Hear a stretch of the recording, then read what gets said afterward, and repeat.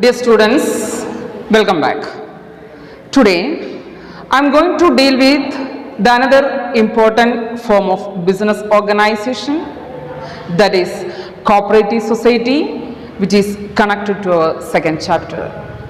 In the previous class, we have discussed about the another three important, that is sole proprietorship, partnership and joint Hindu family.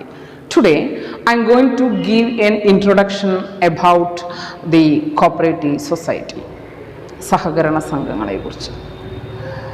The cooperative society is a voluntary association of persons. It's a voluntary association of persons who join together with the motive of welfare of its members.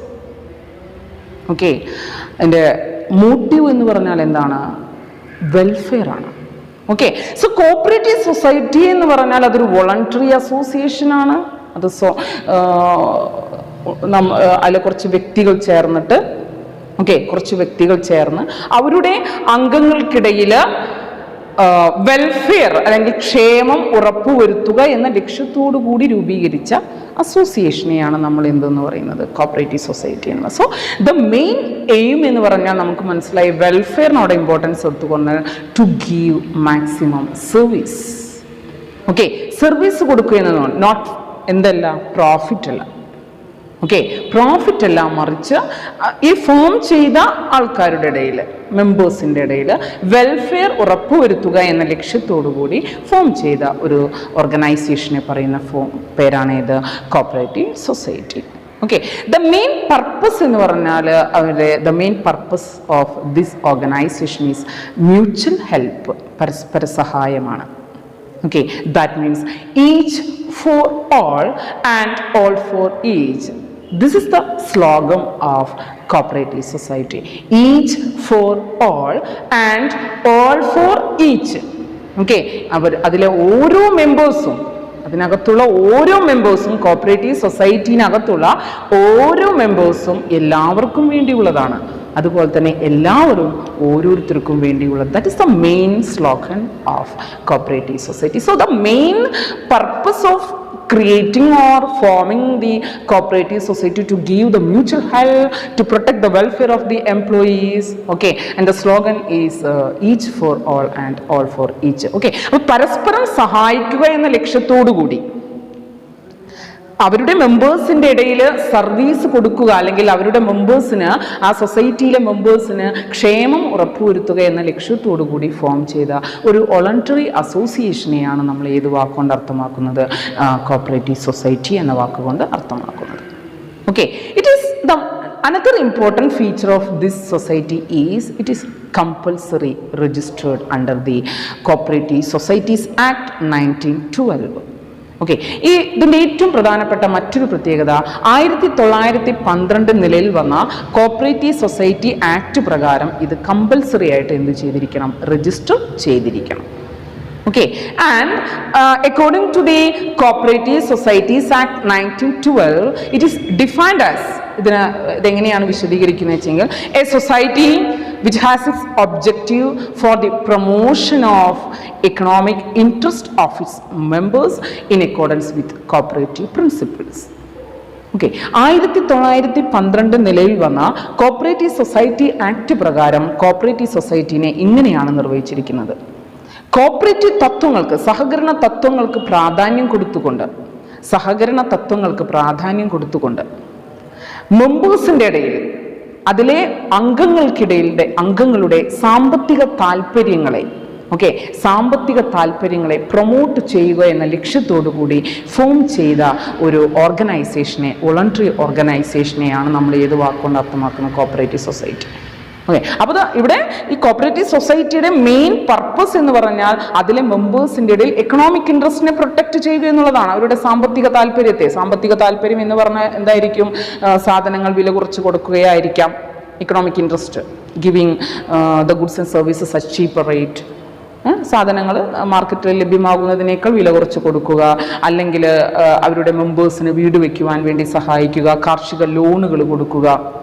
Okay, അങ്ങനെയുള്ള സഹായങ്ങളാവും. That is the meaning of economic interest. Okay, അപ്പോൾ cooperative പ്രിൻസിപ്പിൾസിന് സഹകരണ തത്വം എന്ന് പറഞ്ഞാൽ which give more importance to service rather than പ്രോഫിറ്റിനേക്കാൾ എന്തിന് ഇമ്പോർട്ടൻസ് കൊടുക്കുക? സർവീസിന്. അപ്പോൾ സഹകരണ തത്വങ്ങൾക്ക് പ്രാധാന്യം കൊടുത്തുകൊണ്ട് മെമ്പേഴ്സിൻ്റെ ഇടയിൽ എക്കണോമിക് ഇൻട്രസ്റ്റിനെ പ്രൊട്ടക്റ്റ് ചെയ്യുക എന്ന ലക്ഷ്യത്തോടു കൂടി ഫോം ചെയ്ത സൊസൈറ്റിയെയാണ് 1912 കോപ്പറേറ്റീവ് സൊസൈറ്റി ആക്ട് പ്രകാരം നമ്മൾ എന്തായിട്ട് കണക്കാക്കുന്നത്? കോപ്പറേറ്റീവ് സൊസൈറ്റി ആയിട്ട് കണക്കാക്കുന്നത്. Okay, it was the introduction about cooperative society. So now I am going to what are the features of a cooperative society. ഏതെല്ലാമാണ് cooperative society features? Mainly 6 features ആണ് വരുന്നത്. അതിൽ first one voluntary membership. ഇതിൽ members നമ്മൾ പറഞ്ഞല്ലോ, അത് വോളണ്ടറിയാണ്, സ്വമേധയാ വരാം. Okay, it's deliberately. ആർക്കോ താല്പര്യം ഒരു കോപ്പറേറ്റീവ് സൊസൈറ്റിയിൽ ഫോം ചെയ്യാൻ ആർക്കൊക്കെയാണോ താല്പര്യം, ആരൊക്കെയാണോ ഈ സർവീസിന് പ്രാധാന്യം കൊടുക്കുന്നത്, സർവീസാണ് അതിൻ്റെ ലക്ഷ്യമെന്ന് മനസ്സിലാക്കിക്കൊണ്ടുവരുന്ന ഏതൊരു അംഗത്തിനും അതിൽ മെമ്പറായിട്ട് വരാം. Okay, second point legal status. Separate legal status ഉണ്ട് ഇതിന്. ഓക്കെ, ഇപ്പോൾ നമ്മൾ പാർട്ട്ണർഷിപ്പിൻ്റെ കേസിൽ പറഞ്ഞു ഫോം രജിസ്റ്റർ ആണെങ്കിൽ പോലും, ഫോം ആണെങ്കിലും പാർട്ട്ണർ ആണെങ്കിലും they are one. But as in the case of cooperative society, it is formed under the Cooperative Societies Act 1912. So it gets അതിന് എന്ത് കിട്ടുന്നു? ഒരു ലീഗൽ സ്റ്റാറ്റസ് കിട്ടുന്നു. ഇതൊരു കോപ്പറേറ്റീവ് സൊസൈറ്റിയാണ്. Just like farmers cooperative society, okay, അല്ലെങ്കിൽ housing cooperative society എന്നൊക്കെ പേരിൽ അതിനൊരു ലീഗൽ സ്റ്റാറ്റസ് ഉണ്ട്. അത് കാർഷിക സഹകരണ സംഘങ്ങൾ, ഭവന സഹകരണ സംഘങ്ങൾ എന്നൊക്കെ പേരിൽ ആ പേരിന് അതിനൊരു പ്രത്യേക ലീഗൽ സ്റ്റാറ്റസ് ഉണ്ട്.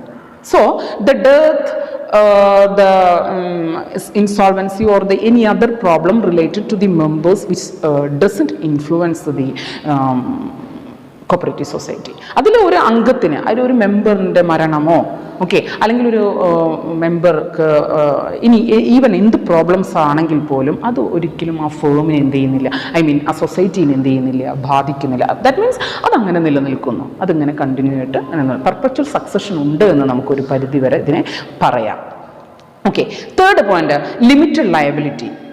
You know that all the members they contributed some amount of money to take a member of that society. അല്ലേ, ആ സൊസൈറ്റിയിലെ മെമ്പർ ആവണമെങ്കിൽ എല്ലാവരും ഒരു some amount of money contribute ചെയ്യേണ്ടതായിരിക്കും അല്ലേ. അതുകൊണ്ട് തന്നെ എല്ലാവരുടെയും ലയബിലിറ്റി എന്ന് പറഞ്ഞാൽ എന്താണ്?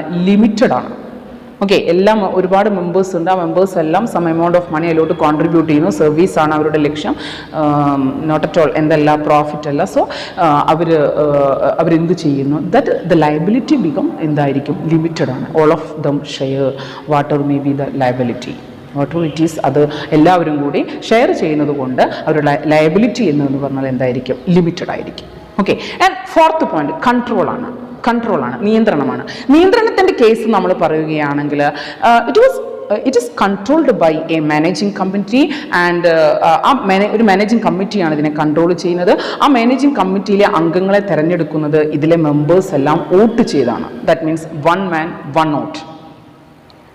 ഒരു മെമ്പർക്ക് ഒരു വോട്ടുണ്ട്. വൺ മാൻ മീൻസ് വൺ മെമ്പറിന് എന്തുണ്ട്? ഒരു വോട്ടുണ്ട്. അപ്പോൾ വൺ മെമ്പർ ഒരു വോട്ട് ചെയ്തുകൊണ്ടാണ് തിരഞ്ഞെടുക്കുന്ന ഒരു മാനേജിങ് കമ്മിറ്റിയാണ് അതിനെ കൺട്രോൾ ചെയ്യുന്നത്.